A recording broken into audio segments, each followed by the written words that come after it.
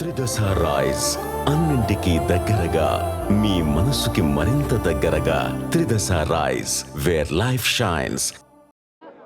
నన్ను ఓటేసి గెలిపించిన టీఎఫ్టీడీడీఏ మెంబర్స్ అందరికీ పేరు పేరున ధన్యవాదాలు చెప్తున్నాను. ఏదైతే నేను ప్రామిస్ చేశానో నేనున్న ఈ పదవీ కాలంలో ఖచ్చితంగా అవి నెరవేర్చేలాగానే ట్రై చేస్తానని మనస్ఫూర్తిగా మీకు మాటిస్తున్నాను. మీరు గెలిచారు కదండి, యూనియన్ కోసమే మీరు గెలిచారు.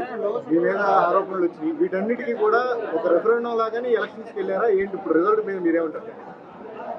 అసలు అంటే దానికి దీనికి అసలు సంబంధమే లేదు సార్. ఇది యూనియన్ పరంగా ఏదైతే మనం చేయాలనుకున్నామో లాస్ట్ టైం జానీ మాస్టర్ చేయలేకపోయారు, అంటే మధ్యలో కొంచెం ఇష్యూస్ వచ్చి, సో అది ఫుల్ఫిల్ చేయడానికి కోసం మాత్రమే మనం వచ్చాం తప్ప దానికి దీనికి అసలు సంబంధమే లేదు. మీరైతే యూనియన్ అభివృద్ధి కోసం చేస్తారండి, కాబట్టి కుట్రలో కుతంత్రాలు జరుగుతాయని కూడా అనుమానాలు ఉన్నాయి. మరి దీన్ని ఎలా మీరు ముందుకెళ్ళవచ్చు? With God blessing sir. ఏదైనా ఇప్పుడు ఈరోజు మళ్ళీ నిలబడ్డామని అంటే గాడ్ బ్లెస్సింగ్ సార్. సో అది ఉంటే ఎవరిని ఆపలేరు, ఎంత దూరమైనా వెళ్ళొచ్చు.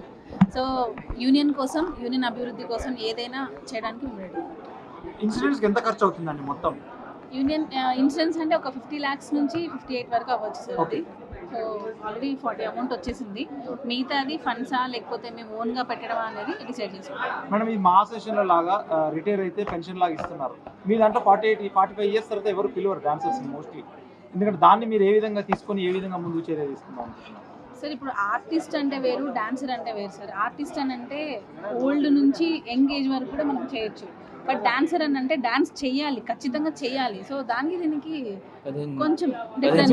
పెన్షన్ లాగా ఏమన్నా ఏర్పాటు చేస్తారా? అది ఆలోచిస్తున్నాం సార్. కమిటీతో మాట్లాడి జనరల్ డిసైడ్ చేసి ఖచ్చితంగా అదైతే ఉంది, పెన్షన్ ఇవ్వాలి అనే ఆప్షన్ అయితే ఉంది. లాస్ట్ టైం జానీ మాస్టర్ కూడా పెన్షన్ ఇవ్వాలి అనేది అనుకున్నారు. బట్ రిటైర్మెంట్ అయిన తర్వాత ఇంకో కొంచెం అమౌంట్ పెంచే ఆప్షన్ అయితే మేము అనుకుంటున్నాం సార్. ఒకసారి కమిటీతో డిసైడ్ చేసి చేస్తాం.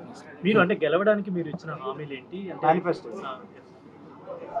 ల్యాండ్ ఏదైతే మనం ఉండడానికి ఒక ప్లేస్ అంటూ కావాలి, అది ఆల్రెడీ లాస్ట్ బాడీ వాళ్ళు చేస్తున్నారు. అది కొన్ని ఇష్యూస్ వల్ల కొంచెం అది అంటే ఆ మ్యాటర్ పక్కన పెట్టేశారు. మళ్ళీ ఇప్పుడు శ్రీశైలం గారు, తర్వాత నవీన్ యాదవ్ గారు మనకు ఆల్రెడీ ఇంతకుముందే ప్రెస్ ముందుగా అన్నీ చెప్పారు. ఆయన ఎంత భరోసా ఇచ్చారంటే అందరూ హ్యాపీగా గుండె మీద చేసుకొని నిద్రపోవచ్చు, అంత హామీ ఇచ్చారు కాబట్టి ఖచ్చితంగా ఆయన చేస్తారు. సో ఆయన మీదే మేము భరోసా వేసి హ్యాపీగా పడుకుంటున్నాం.